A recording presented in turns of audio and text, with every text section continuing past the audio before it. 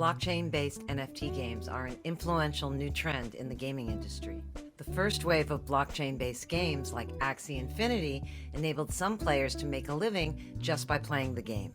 But as the gaming industry quickly learned, play to earn isn't sustainable if that's the only reason to play. Enter Blankos Block Party, a fresh take on NFT gaming that focuses less on earning and more on owning and showing off your collection of action figures called Blankos. In this video, game design siblings Jenna and Adam Chalmers give us an insightful teardown of Blankos Block Party, including 5 best practices for building NFT games. Blankos was inspired by the world of real-life collectible toys, as explained by Blankos CEO John Linden, who co-created this game along with his partners. JB Jackson, who's my co-founder, he's a huge vinyl toy geek, and I am too. And he's like, let's go after vinyl toys, because if you think about it, what vinyl toy community does in real life is kind of what we want to do in a digital world. You have a 3D canvas, and a lot of times it's blank. And that's where Blankos came from. It is a blank canvas that artists or brands or any person could come in and hopefully build their own and then resell that to somebody else. In Blankos, you collect and play with digital customizable action figures. Here's Adam's recap of the game. This is an MMO game world where you play mini games with your cute little avatar. The avatars are collectible toy model NFTs. They're customizable, they're upgradable, and you can show off what your Blanko can do and what it looks like as you run around these worlds and compete. By building on a familiar play pattern, Blankos Block Party lowers the barrier to entry and leverages the familiar desire to play with cool toys.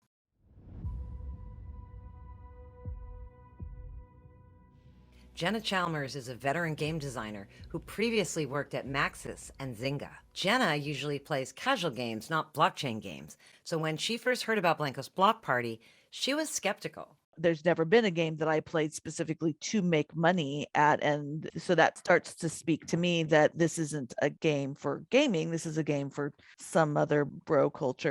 Then when she got into the game, she was pleasantly surprised. My onboarding was not off-putting. This didn't put up a lot of red flags about NFTs and security and didn't make me jump through walleting hoops that make me really nervous. I thought their onboarding was consistent with play being the primary motivation.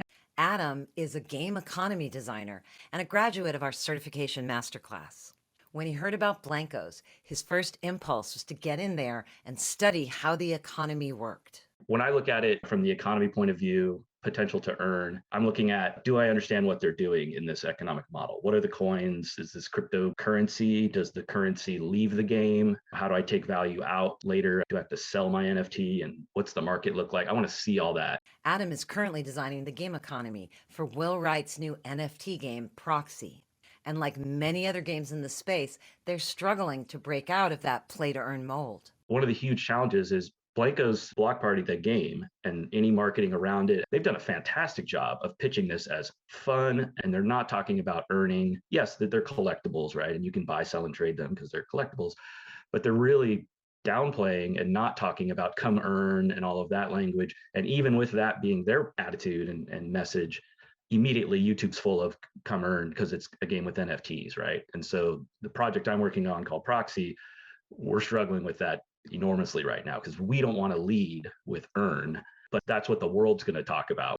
So what we learned is that getting players to move beyond those play to earn expectations is a key challenge of this second wave of NFT gaming.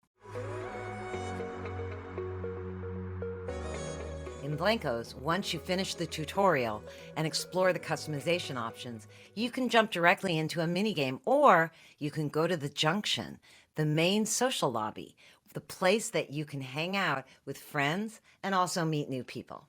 At first, Adam and Jenna really liked this feature, but as they used it more, they had a different response to the social impact of this particular design choice. When there's so many things, nothing feels special, nothing feels unique, nothing feels treasured because everybody's got something different. You don't recognize people if they're changing their character a lot or they're pulling out different toys. In classic MMOs, I notice who I'm playing with, I recognize them, and I might even notice when they've upgraded their armor and, oh, that's really cool, you got the really cool thing. But the way these kind of play, you've got a bunch of different ones. that you don't really attach an identity to the Yeah. character, which means it feels less social. Yeah, the main thing that stands out to me when I'm seeing people run around is, who's just playing the game and working their way up. So they mostly have a noob or a pretty early free thing, the trickle character. And then who shelled out for the rare thing, right? It's just like a flex of who the spenders are. What's a takeaway for us builders? Pay attention to the role of identity and reputation in your system. If you want your game to promote social bonding, you'll need to create some form of persistent identity. Otherwise, you're just going to be fighting an uphill battle.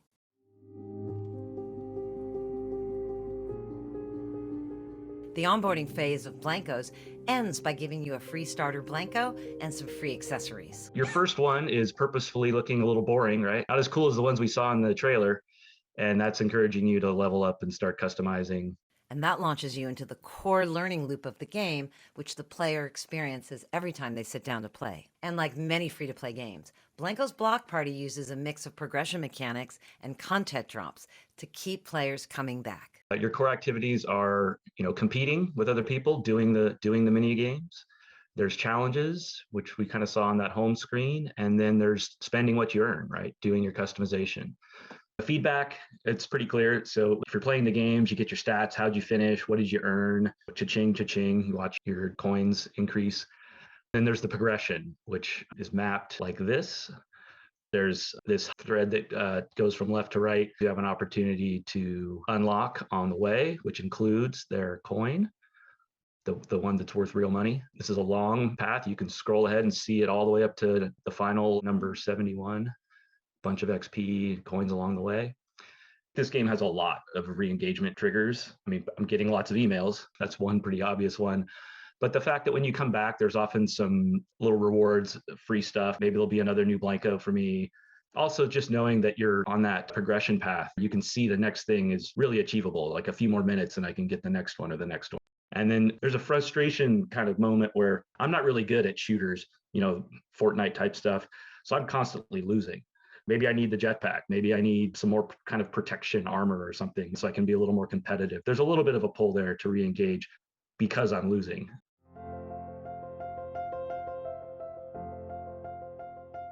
For casual players like Jenna, the main motivation to keep playing is social. In contrast, play-to-earn gamers like Adam are looking for a clear path to master the game. Can I get to the point where I'm getting real value, right? Can I get to the point where I'm able to sell and take money out of the game? There's rare things dropping. Am I ever able to get them, or do I always miss out? Recently, Mythical Games introduced an advanced feature that's aimed at experts who are motivated to collect rare items.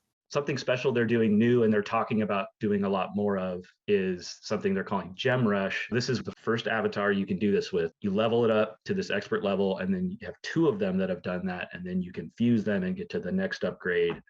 And then you do that again to get to the final upgrade. As you're doing the fusing, it's burning. In an NFT language, burning means goes away forever. It's removed from the blockchain. So you burn the first level ones to create the mint level one, and then you burn the mint level ones to create the gem mint level one. And then theoretically, because that took a lot of energy and time to do all of that and money initially to buy this first one, there should be some value built into the one at the top of the pyramid. Like these shoes might make you extra fast, right? Or this backpack might have a jetpack, not just be a cosmetic. Now, most players will never experience this level of play, but in a social game like Blankos, it's important to reward expert players with exclusive content and powers, because that's how you'll get them to stick around and add value to the overall gaming community. At the end of the day, Blankos Block Party is a fun, lightweight game that's based on a familiar play pattern, collecting action figures. NFTs play an important but secondary role, allowing players to own and trade their hard-earned assets. Blankos is part of the second wave of NFT gaming, which emphasizes playing for fun, not just to earn. Blankos lets players use any of their avatars to play, which is great for showing off your collection. But the trade-off is it's harder to track and develop persistent identity, which for some players is a turnoff. This game keeps players coming back through a mix of mini-games and challenges that help players level up their characters, plus content drops from feature creators. And Blankos offers expert players a chance to acquire exclusive, rare items, a feature that's proved popular with their early audience. To learn even more about Blankos Block Party, check out our interview with Mythical Games CEO John Linden. We'll be posting more videos soon about the cutting-edge trends in gaming, so be sure to subscribe so you don't miss a thing. Let's get smarter together. I'll see you next week.